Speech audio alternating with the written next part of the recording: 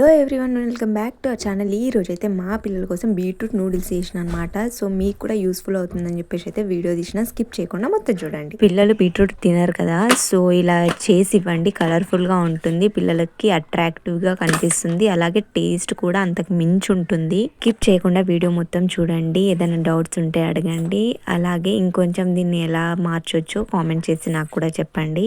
నేనైతే సూపర్ మార్కెట్లో తీసుకున్నాను ఈ నూడిల్స్. ఇవైతే చాలా బాగున్నాయండి, క్వాలిటీ కానీ క్వాంటిటీ కానీ చాలా బాగుంది. ఫస్ట్ అయితే వాటర్ని బాయిల్ చేసేసుకొని అందులోనే కొంచెం సాల్ట్, కొంచెం ఆయిల్ వేసి అది బాయిల్ అయిన తర్వాత అందులో అయితే ఈ నూడిల్స్ని వేసేసుకొని ఒక బాయిల్ రానివ్వాలి.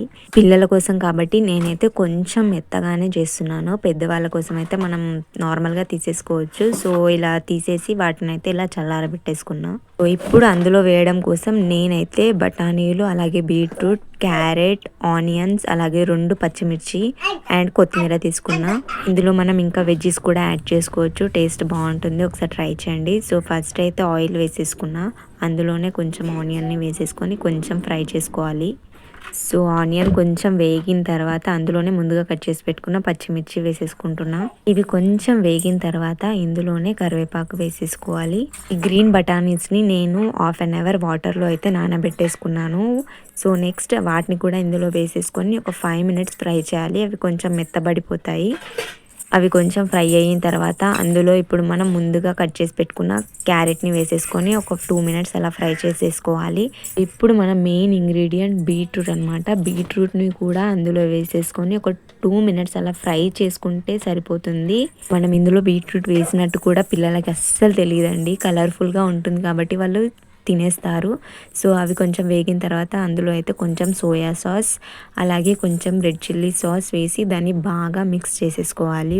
సో బీట్రూట్ ఫేవరెట్ అయిన వాళ్ళైతే ఇది తప్పకుండా ట్రై చేయండి, మీకు ఇంకా ఫేవరెట్ అయిపోతుంది. సో ఇందులో ఇప్పుడు మనం నూడిల్స్ మసాలాని యాడ్ చేసేసుకొని ఒక 1/2 టేబుల్ స్పూన్ సాల్ట్ అయితే వేసేసి బాగా మిక్స్ చేసేసుకోవాలి ఒక 1 మినిట్ అలా. సో ఇప్పుడు లాస్ట్లో ఇంకా మనం ముందుగా ప్రిపేర్ చేసి పెట్టుకున్న నూడిల్స్ని వేసేసుకొని బాగా మిక్స్ చేసేసుకోవాలన్నమాట. ఇది మార్నింగ్ బ్రేక్ఫాస్ట్కి అయినా సరే, ఈవినింగ్ స్నాక్స్కి అయినా సరే, నైట్ డిన్నర్కి అయినా సరే చాలా బాగుంటుంది. హెల్దీ రెసిపీ కాబట్టి మే టైంలో అయినా దీన్ని తీసుకోవచ్చు. సో డెఫినెట్గా ట్రై చేయండి. ఎలా వచ్చిందో నాకు కామెంట్లో చెప్పండి. సో ఇలా అయితే నేను ఫస్ట్ టైం ట్రై చేశాను, మా ఇంట్లో వాళ్ళకైతే చాలా నచ్చిందనమాట రెసిపీ.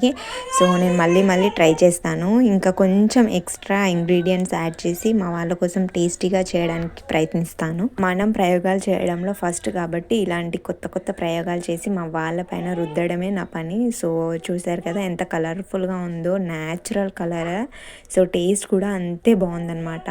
సో చాలా రెడ్ కలర్లో ఉంది కాబట్టి పిల్లలకు చాలా అట్రాక్టివ్గా కనిపించింది అనమాట. వేయగానే ఫటఫట తినేసిరు. మరిన్ని రెసిపీస్ కోసం ఛానల్ని సబ్స్క్రైబ్ చేయండి, అలాగే వీడియోని మీ ఫ్రెండ్స్కి, ఫ్యామిలీ మెంబర్స్కి షేర్ చేయండి, అస్సలు మర్చిపోవద్దు. Thank you for watching.